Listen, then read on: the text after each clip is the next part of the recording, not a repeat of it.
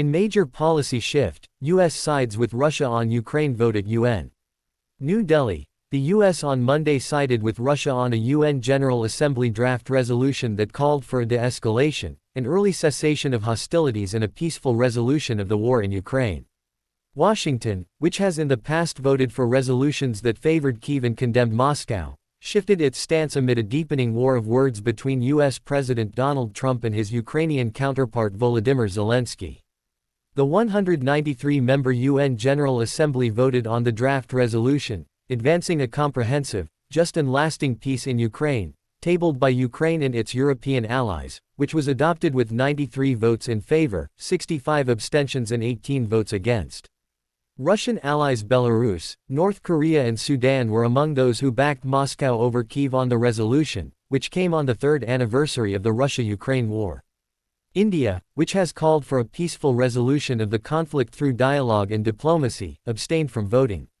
The resolution, which won far less support compared to previous ones on the three-year-old war, strongly criticized Russia.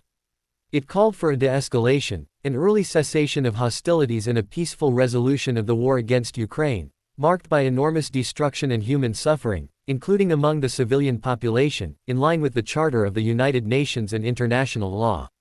The U.S. later also backed Russia at a vote of the Security Council. U.S.-Ukraine ties sour after Trump's return. The relations between the U.S. and Ukraine have soured following Donald Trump's return to the White House last month. Last week, he called Ukraine's Zelensky a dictator and claimed that is highly unpopular.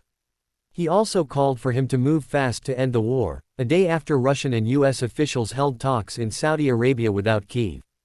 Following the talks between the U.S. and Russian officials in Saudi Arabia last Tuesday, Trump called the Russia-Ukraine war senseless and emphasized that it should never have occurred.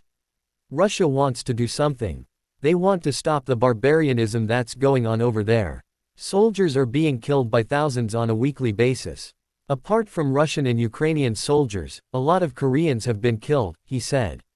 According to reports, Washington has given Kyiv more than $60 billion in military aid since Russian President Vladimir Putin ordered tens of thousands of troops to cross into Ukraine on February 24, 2022. In December, Zelensky said 43,000 Ukrainian troops and 98,000 Russian soldiers had been killed in the war. The UN estimates that about 12,500 civilians have lost their lives in Ukraine.